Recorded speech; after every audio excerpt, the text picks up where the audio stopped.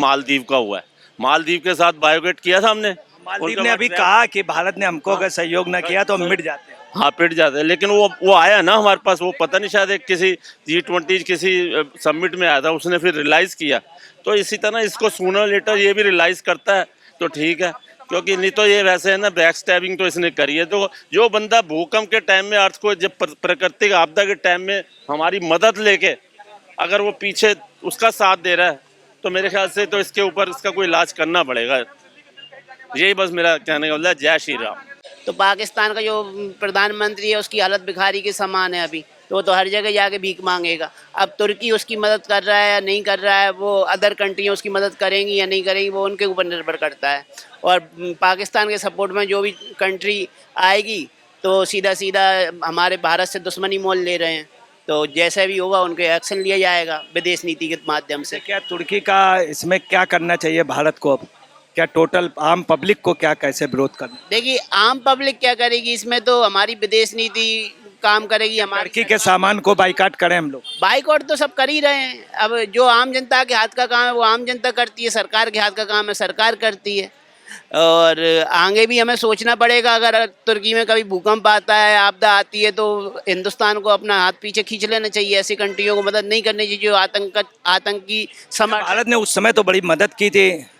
और बात होता है कि भाई अभी भारत ने पाकिस्तान के उन आतंकवादियों अड्डे पे कार्रवाई की थी जहां से आतंकवाद भारत पे आतंकवादी लोग आते थे और हमला करते थे।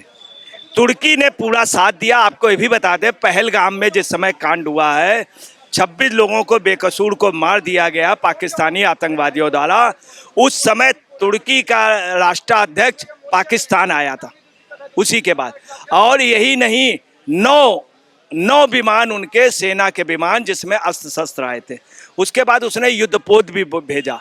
जब भारत से और पाकिस्तान के बीच में दोनों तरफ से तनाव हुआ, दोनों तरफ से युद्ध की जैसी पोजीशन आ गई, उस समय जो भी प्रक्षेपास्त्र यूज हुए हैं वो टर्की के थे। यही नहीं, राष्ट्रपति ने तो तुर्की के राष्ट्राध्यक्ष ने और पाकिस्तान के प्रधानमंत्री शरीफ ने भी अभी मुलाकात की। तुर्की के सामान का बाइकआउट हो रहा है और सभी जगह तुर्की की निंदा की जा रही। इसमें आप लोगों का क्या कहना है तुर्की के विषय में? तुर्की का बाइकआउट अच्छा करा गया है, उसके सेब जो कैंसिल करे गए हैं अच्छा करा गया है, और यही होना चाहिए इसके साथ। और क्या चाहिए? अभी राष्ट्राध्यक्ष तुर्की के और नवाज शरीफ से फिर बातचीत हुई और उन्होंने कहा ये हमारा भाई है, दोस्त है, बहुत एहसान। दोस्त नहीं है, वो दोगला है और दोगला ही रहेगा, समझ गए? उस पर जितनी बार भरोसा करोगे, चाहे वो पाकिस्तान हो तुर्की हो, तो मैं पीछे छुरा तुम्हारा। अगर यकीन नहीं है तो पहले पाकिस्तान से तुमने समझौता करा था लड़ाई के टाइम पे, फिर उसके बाद जब समझौता हो गया उसके बाद फिर उसने बम फेंके। यही हाल इसका है। इसीलिए समझौता नहीं करना चाहिए। और ये जो सीज फायर हुआ है, सीज फायर कैंसिल हटा के, मैं तो कह रहा हूँ इसे, और सारी जनता कह रही है इस पर, और जो पाकिस्तान का टुकड़ा हमने इन्हें दिया था वो टुकड़ा अपने अंदर लो और देश का हमारा झंडा फहरा उधर, और श्री राम जय श्री राम बोलो। अच्छा, पाकिस्तान का पानी भी बंद किया गया भारत की ओर से। अच्छा, इधर आपको बता रहे हैं कि पाकिस्तान सब जगह भीख मांग रहा है। सब जगह भीख मांग रहा है।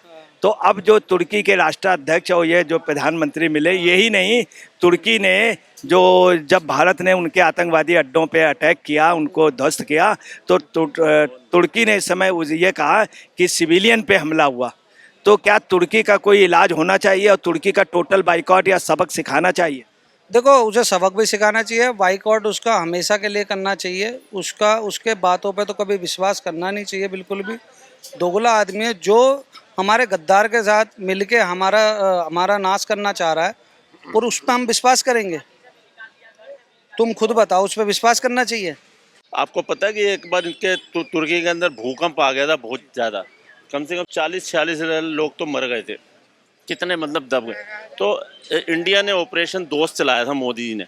ऑपरेशन दोस्त के तहत इसको कितनी दवाइयाँ भेजी, कितनी एसेंशियल कमोडिटीज़ भेजी, कितने तेल, दवाइयाँ, खाने की चीज़ें भेजी। तो आखिर में क्या किया इसने? पीठ में।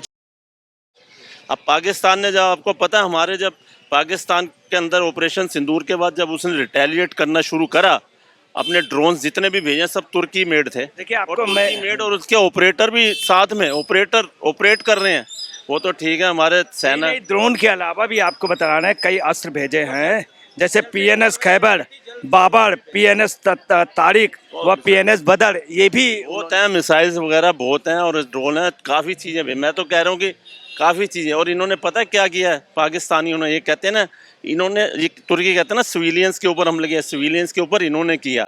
इन्होंने पता है हमारा जो गोल्डन टेम्पल है अमृतसर के अंदर, उसके ऊपर भी इन्होंने अटैक करने की कोशिश करी, उसको हमारे एयर डिफेंस सिस्टम ने फॉइल कर दिया। अच्छा, गोल्डन टेम्पल ये अमृतसर में, हाँ, वहाँ भी अभी करने अमृतसर में इतने मिसाइल दाग रहे थे, तो टारगेट क्या था? इनका टारगेट यही था, गोल्डन टेम्पल। और तो और क्या, ये जो रजौरी जो हमारे बॉर्डर पे है ना कश्मीर में, रजौरी एरिया, वहाँ भी इन्होंने क्या नाम, जो हमारे धार्मिक स्थल है उनको टारगेट बनाया है और वहाँ पर जो सिविलियंस को भी मारने की कोशिश। अब मेरे को बताओ, अमृतसर जब गोल्डन टेम्पल को जम्मू तुम कर कश्मीर रहे में हो, एक गुरुद्वारा भी इन्होंने उड़ा दिया जिसमें कई लोग वहाँ मारा। और यहाँ पर बात सुनो, यहाँ पर ये जो अमृतसर के अंदर अगर ये गोल्डन टेम्पल में मारते तो क्या आसपास सिविलियंस नहीं रहते? बहुत रहते हैं, वहाँ सारी कॉलोनी है, उनको भी। तो इसकी मंशा है। हालांकि हमारे जो मैं अपनी सेना की तारीफ करता हूँ, जो हमारी नौसेना, थल सेना और वायुसेना, उन्होंने जहाँ भी स्ट्राइक किया, इन्होंने इनकी सैन्य शक्ति को बचाया नहीं। इन्होंने सिर्फ टेरर जो कैंप थे, लॉन्च पैड थे, जो 9 लॉन्च पैड, मतलब 4 पाकिस्तान में और 5 पीओके के अंदर, और पाकिस्तान के अंदर तो 100 किलोमीटर के अंदर जाके मारा है। लेकिन उन्होंने जब रिटेलिएट किया, फिर इन्होंने एयर डिफेंस में इन्होंने सारे ड्रोन उनको जो है मतलब इसको न्यूट्रलाइज कर दिए। और फिर इन्होंने वहाँ पर उनके सैन्य, जो नूर खान है और आपका कैराना हिल्स है और बड़े काफ़ी सारे, तो फिर इन्होंने उनको डैमेज। इवन रावलपिंडी का जो आपको पता है कि जो आपका क्रिकेट स्टेडियम है, उसको भी डैमेज किया हमारी सेना ने। और वहाँ पर उस दिन है ना, इनका जैसे हमारा आईपीएल चल रहा है ना, वहाँ पर भी पीपीएल चल रहा है पाकिस्तान, और वहाँ पर जो है ना उनको जो है अपना मैच जो है स्थगित करके दूसरे कराची स्टेडियम में करना पड़ा। ऐसी बात नहीं, हमारी सेना ने मुंह तोड़ जवाब दिया है और उनको घुटनों पे ला दिया है। और ये जो तुर्की, जो आपके जो चाइना के जो HQ-9 मिसाइल्स हैं ना, इन्होंने बहुत छोड़ी, उसको डिफ्यूज़ कर दिया। तुर्की के सारे ड्रोन जो है 300-400 सब डिस्ट्रॉय कर दिए। और इन्होंने इस तरह से डिस्ट्रॉय करेगी कि हमारे जो सिविलियंस पे है ना कोई असर ना हो, जो उनको डिफ्यूज़ किया। तो मेरा कहने का मतलब ये है कि तुर्की जो है ना, तुर्की का हाल वैसा हो जाएगा जैसे मालदीव का हुआ है। मालदीव के साथ बायोगेट किया था हमने, मालदीव ने अभी कहा कि भारत ने हमको अगर सहयोग न किया तो हम मिट जाते हैं। हाँ, पिट जाते हैं। लेकिन वो आया ना हमारे पास, वो पता नहीं शायद एक किसी G20 किसी समिट में आया था, उसने फिर रियलाइज़ किया। तो इसी तरह इसको सूनर लेटर ये भी रियलाइज़ करता है तो ठीक है, क्योंकि नहीं तो ये वैसे है ना, बैक स्टैबिंग तो इसने करी है। तो जो बंदा भूकंप के टाइम में, अर्थ को जब प्राकृतिक आपदा के टाइम में हमारी मदद लेके अगर वो पीछे उसका साथ दे रहा है, तो मेरे ख्याल से तो इसके ऊपर इसका कोई इलाज करना पड़ेगा। यही बस मेरा कहने का मतलब है। जय श्री राम। के राष्ट्राध्यक्ष से नवाज शरीफ मिले हैं अभी, और जिस समय पहलगाम का हमला हुआ था तब भी वो वहाँ के राष्ट्राध्यक्ष पाकिस्तान गए थे और उन्होंने काफ़ी कुछ वहाँ पे शस्त्र सप्लाई किए, ड्रोन वगैरह। क्या कहना आपका? तो पाकिस्तान का जो प्रधानमंत्री है उसकी हालत भिखारी के समान है अभी, तो वो तो हर जगह जाके भीख मांगेगा। अब तुर्की उसकी मदद कर रहा है या नहीं कर रहा है, वो अदर कंट्रियाँ उसकी मदद करेंगी या नहीं करेंगी, वो उनके ऊपर निर्भर करता है।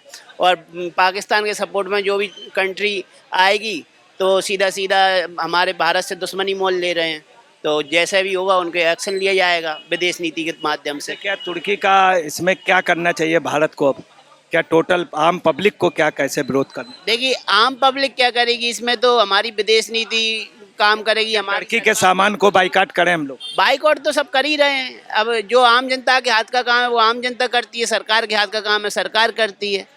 और आगे भी हमें सोचना पड़ेगा, अगर तुर्की में कभी भूकंप आता है, आपदा आती है, तो हिंदुस्तान को अपना हाथ पीछे खींच लेना चाहिए। ऐसी कंट्रियों को मदद नहीं करनी चाहिए जो आतंकी समर्थन। भारत ने उस समय तो बड़ी मदद की थी। और बात होता है कि भाई आप गलती को कितनी बार माफ़ कर सकते हो, तो 99 गलती तो भगवान श्री कृष्ण ने भी माफ़ की थी, तो तुर्की अगर गलती पे गलती करेगा तो फिर माफ़ी के लायक तो नहीं है ना। ये बताइए, अभी कांग्रेस के सांसद शशि थरूर ने बड़ी अच्छी बात कही है कि तुर्की को जिस समय भूकंप आया था उस समय इन लोगों ने, केरल ने 10 करोड़ रुपए दिए थे, अगर वो वायनाड में खर्च कर देते तो ज़्यादा अच्छा था। कांग्रेस की सरकार है, मतलब उन्होंने राहुल पे कमेंट्स किया, तो राहुल का कुछ क्या तुर्की प्रेम है? देखिए तुर्की प्रेम केवल राहुल गांधी का थोड़ी है, जितनी खान गैंग बॉलीवुड की है सब तुर्की प्रेम ही है। मुझे नहीं लगता ये तुर्की से प्रेम क्यों करते हैं कि एक्स्ट्रा फंड इनके लिए अलॉट होता है तुर्की से, या तुर्की के प्रधानमंत्री से इनके कैसे संबंध मालूम है। इसी में एक खान जो है वहाँ के राष्ट्राध्यक्ष की पत्नी के साथ बाकायदे उसकी फोटो है, उनसे बड़े उससे मिला था और उनके खिलाफ बोला नहीं अभी तक। तो वो तो है ही, आमिर खान की दोस्ती अगर तुर्की के प्रधानमंत्री से होगी, पाकिस्तान के प्रधानमंत्री से होगी, तो कोई उनके खिलाफ क्यों बोलेगा। अगर आप भी है ना तुर्की के प्रधानमंत्री से मिलके आते हैं, पाकिस्तान के प्रधानमंत्री से मिलके आते हैं, उनसे आप याराना रखते हैं, तो आप उनके खिलाफ कभी नहीं बोलेंगे। आमिर खान, सलमान खान, शाहरुख खान सबका याराना है पाकिस्तान और आतंकी समर्थक देशों से।